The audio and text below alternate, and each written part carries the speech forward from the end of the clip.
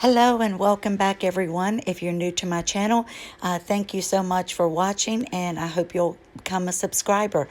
So let's get right into it. It's Saturday. I think today is March 6th, and the Oprah interview is just a number of hours away for us here in the U.S. on Sunday. Meghan losing more fans. Rachel Meghan Markle, lower left, and Natasha Mamwanza in the right.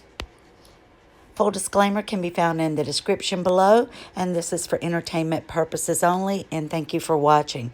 All right, before we get into the story, let's look at a few pictures. This is from my friend Sweet Pea Ronnie, so I want to give her credit.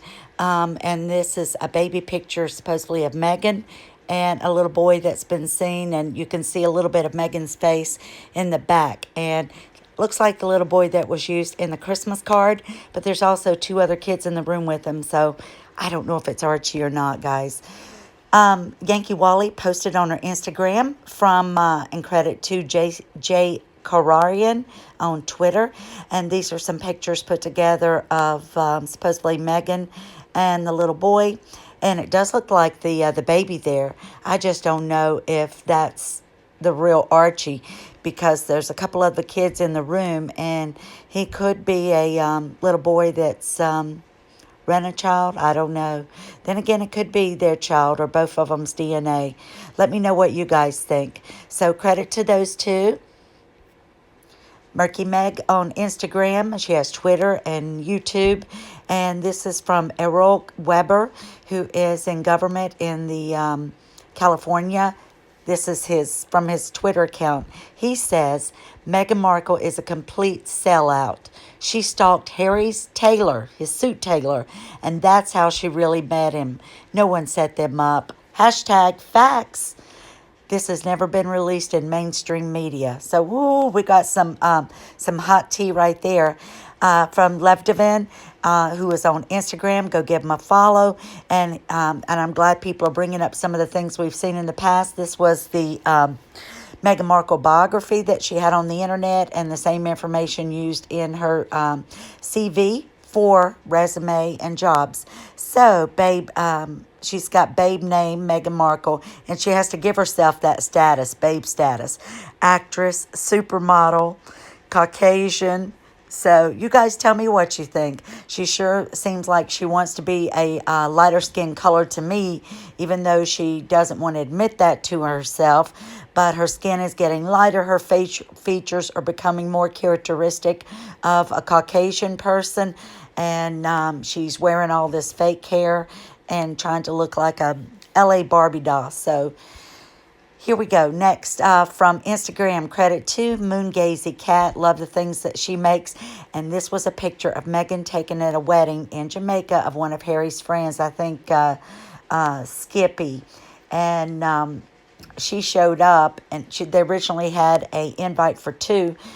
Harry had broken up with Meghan, and Meghan just decided to show up to the wedding too.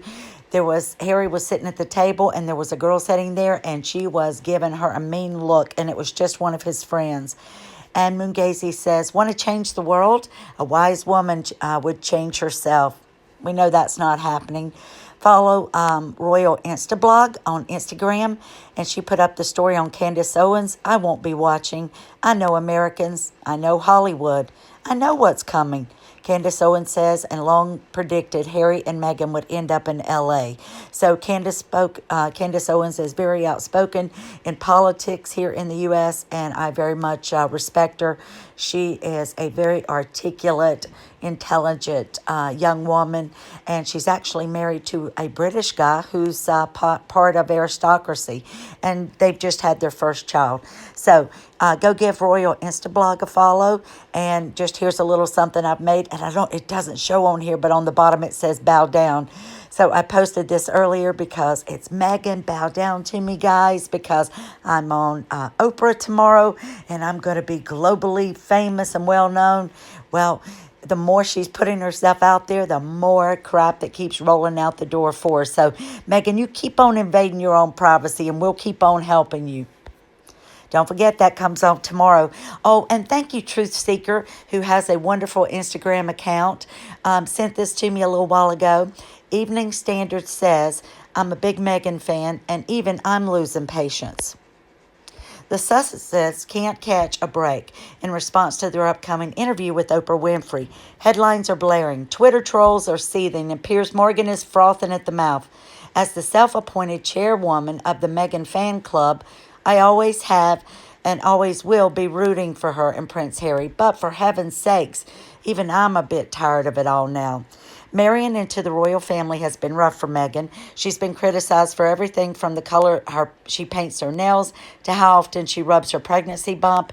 In all classic fairy tales, the prince and princess eventually escape the monster and ride off into the sunset.